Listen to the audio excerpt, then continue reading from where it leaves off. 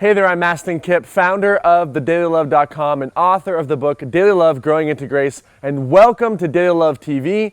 I'm coming to you today live from Bali, one of my favorite places in the world. It is December 17th, it's the second day of Hanukkah. We are well into the holiday season, Christmas is upon us, and this time of year, family is on our minds a lot. A lot of us are taking time away to go back to family. A lot of us have family members that we've lost, that we're mourning right now. A lot of us have family members that are alive that we wish we could talk to. And I just want to talk to you today a little bit about family and the spiritual message of family, because family can be such an incredible, beautiful, incredible experience, and it can be massively triggering and bring us down. And so my intention for you and I during this holiday season is not for you to be down, not for you to be down and out, but for you to really have an opportunity to enjoy the holiday season and not make it an opportunity to really regress or to just be sad the whole time. And if you've lost someone, I totally understand. It's a very hard time. The holidays are here, Christmas is here, Hanukkah's here, Kwanzaa's here. This is an experience where we're, really culturally, we're designed to be with family. And so I want to talk to you today about 3 different scenarios, and if you might be in one of these scenarios, what to do. So the first scenario is that if you have a family member or a loved one that's passed on, that's no longer with us, and that this time of year has turned from a celebration into a mourning process, let's talk a little bit about that. So I'm not going to tell you not to feel sad. That would not be right. That would not, be good advice. However, one of the things that I do with a lot of my clients that I work with, who I have people that have been lost, is that we try to really reframe moments of sadness to moments of celebration, right? It's like there's a wake. When there's a funeral, a wake is a time to celebrate people's lives, right? So it's very easy to default back to feeling sad, feeling like you want to shut down and isolate during the holidays. But let's see if we could do the opposite today and during this time. Instead of shutting down, instead of isolating, can we come out and celebrate? Can we make social interactions?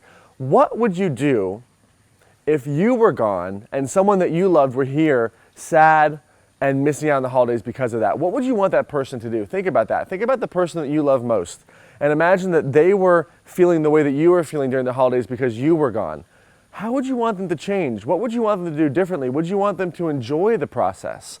Really get clear on that and take a moment to write down what you want the person you love most to do during the holidays. Take a moment to write that down and then hit pause and come back. So after you've done that, think about this for a second. If that's what you would want for the person you love most, what do you think the person who's passed wants you to do during this holiday season, right? So take your own advice. Take your own advice. See this as an opportunity to open up, to connect with others, and ultimately, if we could reframe and turn this time of year into a celebration of the people's lives rather than just a pure mourning process and isolation, because we don't want to isolate, we don't want to cut off, we want to be communal, we want to be around people, we want to step out of our shell. All right, the second opportunity is that if you have a family member who triggers you, right? If you have a family member who triggers you, we all do, I understand how that works. Look at it this way, right? You want to look at, there's 3 lessons of someone who triggers us, right? On the surface level, the first lesson is there's a practical step that I have to take. So depending on how bad the trigger is, it might be physical, emotional abuse, or it might be just that one family member who really gets on your nerves, right? It could, there's a massive spectrum here. Think about these people and ask yourself, one, on a practical level, what behavior do I need to partake in this year to love myself?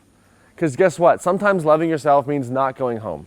Sometimes loving yourself means setting a boundary, right? And then below that, the second question you want to ask yourself is that if I change my behavior to love myself, what are the emotions that I'm going to feel? Because a lot of times when we choose ourselves, when we choose self-love, when we choose self-care, when we choose to really take care of ourselves, emotions of guilt or shame or anger or depression or what might have you come up. And so we want to get really clear on what those emotions are.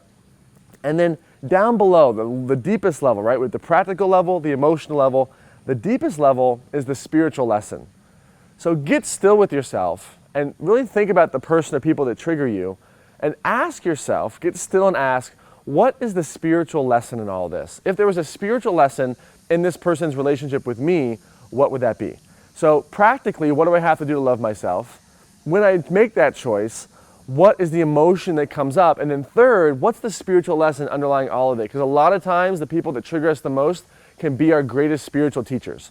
Finally, in the third space, if there's someone that you're avoiding or haven't talked to, but you really love and you want to connect with, but for some reason there's a rift between you guys, make this an opportunity for you to rekindle that. Because I can't tell you how many times I've seen clients that lose someone that they love or they've been terminally ill, and in that moment they realize, oh my God, there's all these things I should have said that I didn't say to this loved one. So if someone is distant, but you know in your heart that it's time to reconnect, can you be the wiser, more spiritual, more loving person? Reconnect with them this holiday season.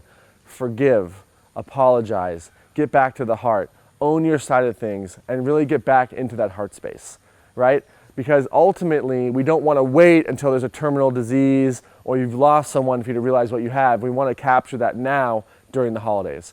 So I hope these holiday tips have helped you. I can tell you that this time of year can be a very sad, lonely time of year. It can also be a celebratory, incredible, exciting, amazing time of year based on how we meet it. My deep desire for you during this holiday season is that we meet this time of year with love and joy in our hearts for ourselves, for our higher power, and for others, and we can bring that into our family dynamic as well. I hope these tips have helped you. If they have, you might be watching this over at YouTube or Facebook. Head on over to thedailylove.com, and below this video, leave a comment and let me know how you are going to engage with your family this year. How are you going to love yourself with your family this year? How are you going to set boundaries if you need to? How are you going to celebrate the lives of people who have passed on? Or how are you going to be the wiser, more spiritual version of the person in your family who's going to take the first step towards forgiveness? In the comments below this video, let me know. Also, if you have success strategies in this area, if you have overcome feeling sad during the holidays, if you've been the person to forgive, if you've had the opportunity to really apply any of these things and had success around it, head on over to thedailylove.com, and below this video, leave a comment too, because we really can grow together into who we are meant to be. Thank you so much for watching. I'm wishing you a happy holidays here at Daily Love TV.